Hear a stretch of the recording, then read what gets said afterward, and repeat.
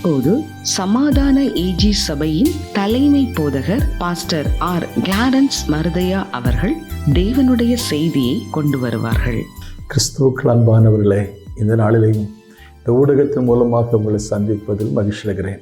ஆண்டுடைய மேலான கிருபையினால இந்த ஆண்டுடையதான 4 மாத காலம் நடந்து 5வது மாதத்தையும் காண செய்த மகாபரிய தேவனுக்கு கோடான கோடி துதிகளையும் ஸ்தோத்திரங்களையும் செலுத்த கடமைப்பட்டுக்கிறோம்.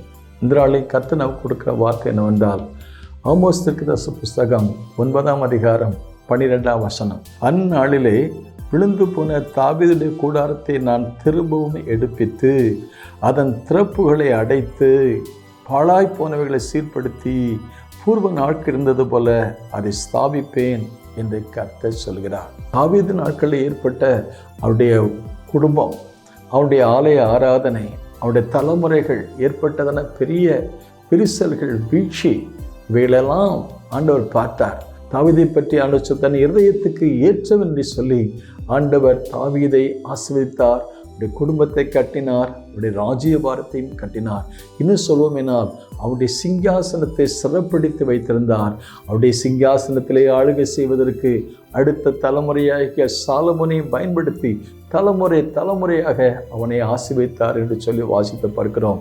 ஆனால் சாலமோனுடைய நாட்களிலே சாலமோன் தேவனுக்கு பிரியமில்லாத காரியங்களை செய்தபடினால ஆண்டவர் அந்த தாவீதுடைய வம்சம், தாவீதுடைய கூடாரம் கீழே விழுவதற்கு காரணமாக இருந்ததை நாம் வேதத்திலே நாம் பார்க்கலாம்.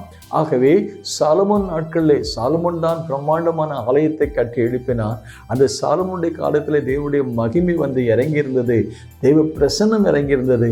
ஆனால் அவனுக்கு பிந்தைய காலத்தில் சாலமோன் செய்த தவறினால அவனுடைய தலைமுறைகள் ராஜ்யம் 2ஆக பிளவுபட்டு மட்டுமல்லாமல் வடக்கே இஸ்ரவேல் என்றும் சமாரியா என்றும் தெற்கே யூதா என்றும் அழைக்கப்பட்டு பிந்திய நாட்களிலே அந்நியருடைய ஆதிக்கம் படையெடுப்பு வந்ததுனால தாவீதுடைய கூடாரம் விழுந்து போனதை பற்றி வாசித்து பார்க்கிறோம். அப்படி விழுந்து போன தாவீதுடைய கூடாரம் ஆண்டவர் சொல்லும்போது அந்த விழுந்து போன தாவீதுடைய கூடாரத்தை மறுபடியும் எடுப்பித்து கட்டுவேன் என்று சொல்லி ஒரு ஊக்கப்படுத்துகிற, உற்சாகப்படுத்துகிற, ஒரு எதிர்கால நம்பிக்கை ஊட்டுகிற ஒரு தீர்க்கதரிசன வார்த்தை தீர்க்கதரிசியாகிய ஆமோஸ் மூலமாக கர்த்தர் சொல்ல வந்தார். ஆகவே தாவீதுடைய குடும்பம், சாலமோனுடைய குடும்பம், சாலமோனுடைய தேசம் அது விழுந்து பாழாய் போனது போல உங்கள் வாழ்க்கை இன்றைக்கு அப்படி காணப்படலாம். இன்றைக்கு உங்கள் வாழ்க்கை ஒருவேளை முந்தைய நாட்களிலிருந்து விட இந்த பிந்திய நாட்களில் அது வீழ்ச்சி அடைந்த நிலைமையில் குடும்பம் பாதிக்கப்பட்டுக்கலாம், தொழில் பாதிக்கப்பட்டுக்கலாம், ஊழியம் பாதிக்கப்பட்டுக்கலாம், பொருளாதாரத்தில் கஷ்டம் ஏற்பட்டுக்கலாம். ஆனால் ஒரு நல்ல செய்தி என்னவென்றால், விழுந்து போன தாவீதுடைய கூடாரத்தை திரும்பவும் எடுப்பித்து பூர்வ நாட்கள் இருந்தது போல நான் ஆக்குவேன்னு சொன்னது போல அருமையான தேவனுடைய பிள்ளைகளை, விழுந்து போன உங்கள் வாழ்க்கையை மறுபடியும் தூக்கி எடுப்பார். நம்முடைய ஆண்டவர் தூக்கி விடுகிற தேவன்.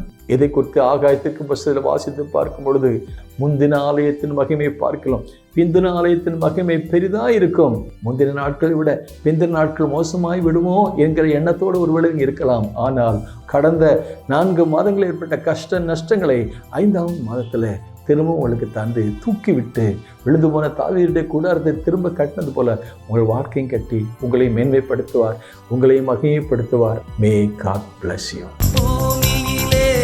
சமாதானமும் பிரியமும் உண்டாகட்டும்.